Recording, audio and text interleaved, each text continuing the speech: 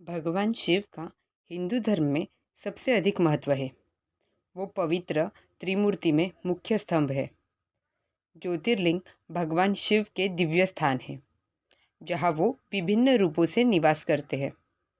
ज्योति का अर्थ है प्रकाश या चमक और लिंग का अर्थ है संकेत या छवि। इसलिए ज्योतिर्लिंग शब्द का अर्थ है भगवान शिव के उज्जवल संकेत। कहा जाता है कि ज्योतिर्लिंग उन स्थानों पर प्रकट हुए थे जब भगवान शिव स्वयं पृथ्वी पर प्रकट हुए थे।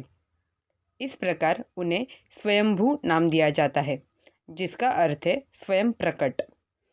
प्रत्येक ज्योतिर्लिंग को भगवान शिव का एक अलग स्वरूप माना जाता है। त्र्यंबकेश्वर मंदिर महाराष्ट्र में स्थित एक ज्योतिर्लिंग है। गोदावरी नदी इस मंदिर के पास से बहती है और इसे दक्षिणी भारत से सबसे पवित्र नदियों में से एक माना जाता है। गोदावरी को गौतमी गंगा के नाम से भी जाना जाता है। ये मंदिर ब्रह्मगिरि पर्वत के पास स्थित है। शिव पुराण में इसका उल्लेख है। सूखे और अकाल के समय गौतम नामक ऋषि को भगवान वरुण ने वरदान दिया था, जिसके परिणाम स्वरूप उन्हें एक गड्ढा प्राप्त हुआ जिसमें अनंत अनाज और भोजन होगा। ऋषि गौतम का आश्रम इस अकाल से अप्रभावित रहा, इसलिए अकाल से प्रभावित लोगों ने यहाँ शरण ली और बदले में ऋषि गौतम को लोगों का अधिक प्यार और स्नेह मिला।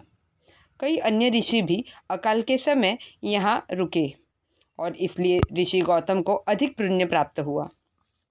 इससे देवों के राजा भगवान इंद्र क्रोधित हो गए और बदले में उन्होंने एक गाय को अन्न भंडार में प्रवेश करने और तबाही मचाने के लिए भेजा। गाय को देखकर गौतम ऋषि ने उन्हें उस परिसर से हटाने की कोशिश की और अनजाने में उसे मार डाला।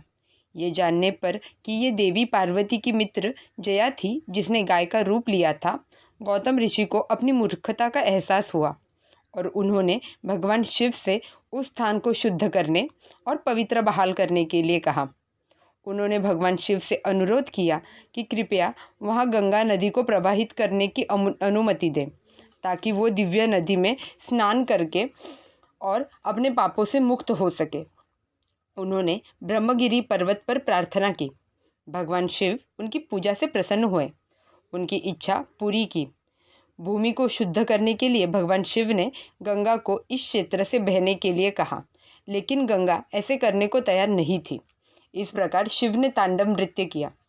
तब गंगा ब्रह्मगिरि पर प्रकट हुई, लेकिन फिर भी उन्होंने ऋषि गौतम को गायब होकर और विभिन्न स्थानों पर प्रकट होकर अपने जल में स्थान नहीं करने दिया।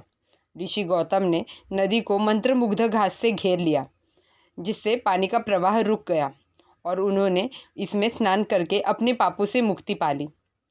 इस पवित्र स्नान को अब कुशावर्त कहा जाता है। यहीं से एक नदी बहने लगी थी। इस नदी का नाम गोदावरी दे दिया। तब देवता ने भगवान शिव ने ये अनंत काल तक रहने का आग्रह किया। इस प्रकार भगवान शिव त्र्यंबकेश्वर ज्योतिर्लिंग के रूप में विराजमान हो गए। ऐसा माना जाता है कि जब भक्त इस ज्योतिर्लिंग की पूजा करते हैं तो ये उनकी इच्छा ही पूरी करता है।